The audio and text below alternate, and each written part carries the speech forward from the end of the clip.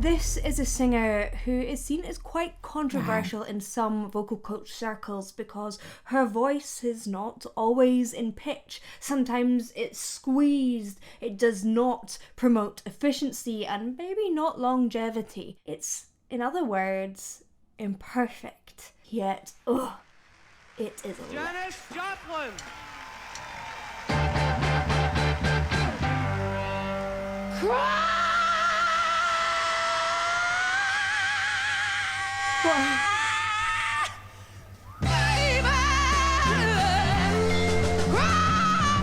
What a start!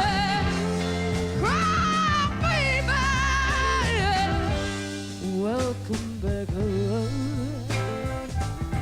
What a start! That start really personifies exactly what I said in my intro. It was squeezed. She was creating a kind of narrow tube and pushing the air through, so it has this kind of squeezed, compressed sound. Now, there are pros and cons to this, and I'll talk about that in a bit. She was allowing a lot of grit through. I think there was a little bit of wobble of pitch there. It is so electrifying, so authentic, so emotional. Even at the end, whoa, it was really thrown around, you know, it wasn't placed and precise. And that is part of the brilliance, which is opposite than so many people, and it's about personal expression. She is expressing who she is. I'm not gonna sing like that, but that's because I'm not Janis Joplin. I'm going to sing in my way because that's expressing who I am. And you're going to sing in your way that's neither like her or like me because it's expressing who you are. And that, to me, that's the core of singing. Let's go back and listen to that intro because it's so brilliant.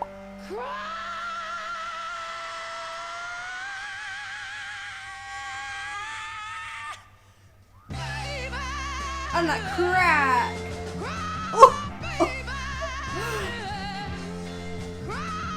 I can't help have a visceral response in my body. And then dynamics. What? You know she tell you. I know she told you that she loved you much more than I did. But I know she left you, and you swear that you just don't know why. But honey, you know it'll always be around. If you ever want me, come on and cry, baby. Oh, it's Cry, baby. pure emotion. Cry, baby. Oh, honey, welcome back home. She goes to such extreme dynamic places. Her voice comes back into a safe place, and then smack, it has that raw grittiness that seems to come from this profoundly emotional place. You know how I said it's like she's making a smaller tube? This has pros and cons. It's the pressure that comes through your vocal cords. If you're putting quite a lot of pressure through, making a smaller tube above your vocal cords, that vocal tract, can kind of equalize that pressure. That's why people use straws and SOVT techniques to practice, because it equalizes the pressure underneath and on top of your vocal cords and can stabilize things. When she goes back into that lower area of her voice, she lets that go. She lowers her larynx, she relaxes, and suddenly it's really spacious in her vocal tract, and it's more about resonance. She is allowing the sound to bounce around this big space, which makes us feel safe and warm, also intense. Love you much more than I did. Nice But and I know relaxed. she left you, and you swear that you just don't know why. But honey, you know it'll always be around. Lovely bells. If you ever want me, come on and cry, baby. Cry, baby. Cry, baby. Oh, honey, welcome back home. Don't you know It is not a voice that has been smoothed over by technical, pristine manipulation, I suppose. It's a voice that's lived, that's felt love, that's felt pain in very expressive ways. It's authentic. That broken, raspy, gritty, painful side makes it all the more compelling to listen to. I almost see that rasp as an instrument in its own right. It isn't just a byproduct of how she's producing sound, although it is uneven sound waves that produces that noise sound. Yet how she picks and chooses those moments adds layers of meaning to the words that she sings. It feels very real.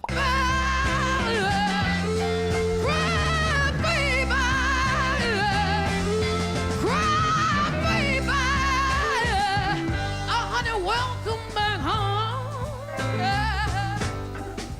Don't you know? Honey, nobody ever gonna love you the way she's so close to that microphone. So interesting. To take like your it's touching her pain and all your heartaches. And honey, you know it'll always be right. If you ever want me, come on and cry, baby. And she's moving it away a bit. Cry, baby. Cry, baby. Honey, like you always seem to do. That is so interesting. There's something interesting that happens with a microphone, especially a directional microphone, when it's really, really close to your mouth. There is an effect called the proximity effect, and when a microphone is really, really close to you, it boosts the lower frequencies, and that gives it a lower, warmer sounding tone. And I know that it might be true, darling, that the grass always looks greener I love when you're that. looking in somebody else's eye. But honey, enough the real thing was waiting for you at home. I saw you did. I had a man. He said, honey, you know that I love you. See, but I gotta go find myself, you know, I gotta go find my life. What I loved about this before she actually started speaking, it's really conversational. It really reminds me of gospel singing, where you have spoken parts of the gospel and then you get lifted into this emotional peak so that you can feel what they're preaching. Whereas here, she's kind of talking about her own life and using the lyrics as a boat to get her there. It feels natural to us. It feels like we're having someone speaking or singing directly to us, trying to connect with us. It's a really beautiful way of bringing it back. And she's seen as such a big and dynamic singer, but she also can pull you back in. When you're looking in somebody else's eye. And you really listen to those lyrics, right? What she's But saying. honey, enough the real thing was waiting for you at home. I saw you did. I had a man. He said, honey, you know that I love you. See, but I gotta go find myself, you know, I gotta go find my life. I gotta go find myself over in Africa, or over in New York City, or over in Olima. Someplace those cats are always wandered off to. I never figured out exactly where it was. They always going somewhere, man. And I said, baby, don't you realize? Oh, You looking for your life over there, honey? let's talk about that. That was so cool. I said, baby, don't you realize? And she brought it back. And I thought, cool, she's going to go into one of those big cry baby moments. No, she teased us. You feel like you're going somewhere? No, not quite yet. She doesn't want us to have the payoff too soon. And I said, baby, don't you realize? You looking for your life over there, honey? You know where your life is? Your life's waiting like a goddamn fool right here for you, man.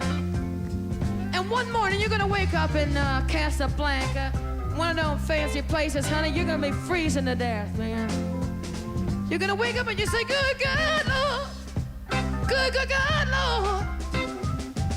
I just went off and left that woman in that great big huge double bed with a great big fur rug on top of it.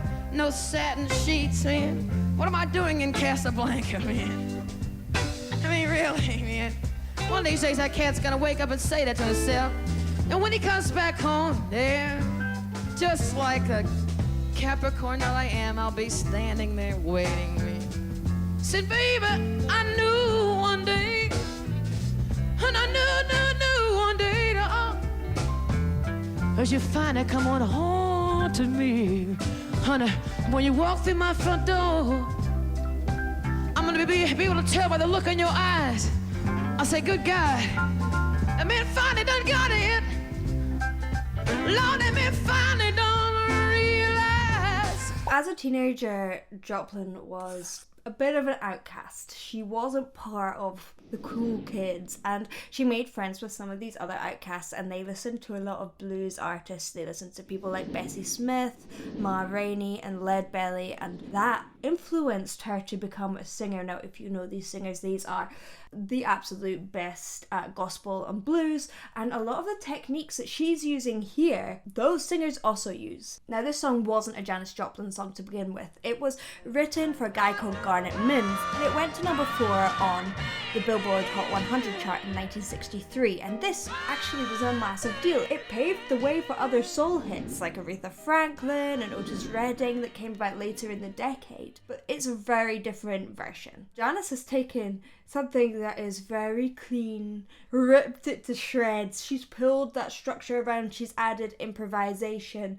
she's allowed it to be gritty and truthful. And it feels more like Mims is singing about someone else. You're crying, I'm solid, I'm in control of myself. Whereas it feels like Janis is singing about her own vulnerability. They're waiting me. Said, baby, I knew one day, and I knew one day. I think she'd probably sing it different every time, to right? me, honey, when you walk through my front door, I'm gonna be able to tell by the look in your eyes. I say, good God, that And man it's finally definitely done more got rocky. it. It's like the Lord, that man finally done realize. So you can put your head on my shoulder, baby, yeah. 'Cause I know you got some more tears to shed, dear. So come on, come on, come on, come on, come on, come on, and cry, cry, baby. Cry, baby. Cry, baby. Honey, welcome back home. Yeah, yeah, yeah. Cry, baby. Cry, cry, cry, cry, dear. I know when you wanna get a little bit lonely, baby. Cry.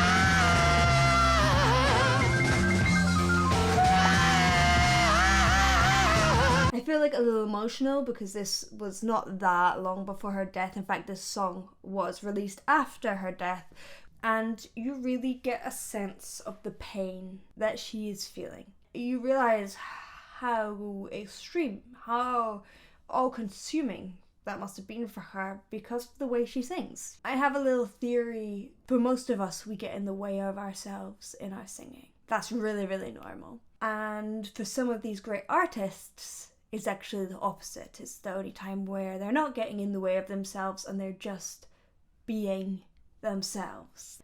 They still have their defense mechanisms around them, but in their singing, they can drop that. Most of us are the opposite. Singing is really vulnerable, so all our defense mechanisms, they come up, and that causes a problem in authentic communication in ourselves. And that's why I think that the artists that have been the most successful often have had troubled lives, because that's the only time that they can take those defense mechanisms down. Perhaps.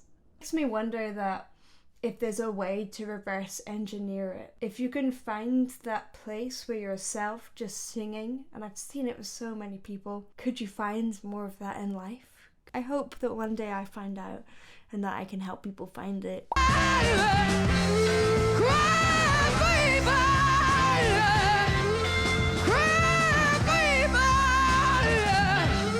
Welcome back home. Yeah, yeah, yeah. Cry, baby. It really gets me. Cry, cry, cry, cry, dear. I know when you wanna get a little bit lonely, baby. Cry. It's really like a whale. Like, Cry, baby. You can talk to your mama now. Honey, you gonna talk to your sweet little mama now.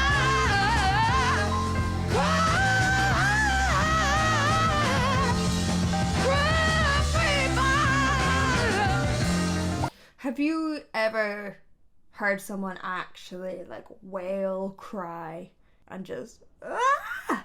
That's what it sounds like, isn't it?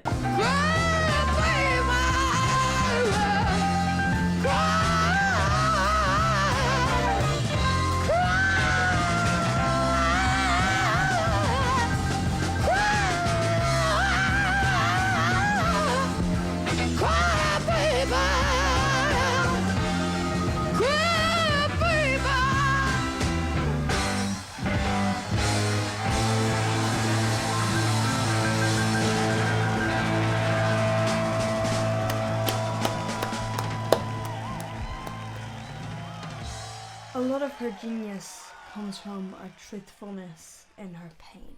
But I don't think it has to come from that. I think genius can come from a truthfulness in our joy, in our understanding and communication, or in our peace. And that's easier said than done. But I've seen it happen many times. And in those moments, whatever comes out of people's mouths when they sing, it's so moving. Before you go, I have a couple of announcements. First of all, I've added a couple of lessons into my schedule, so if you are looking for singing lessons, please don't hesitate to get in touch. I have also just released my very own album, Fable, and I'd love if you could go and check that out. It is available on my website, and a few of the songs are available on YouTube and on Spotify. Last of all, thank you for watching, and I will see you in the next one. Bye!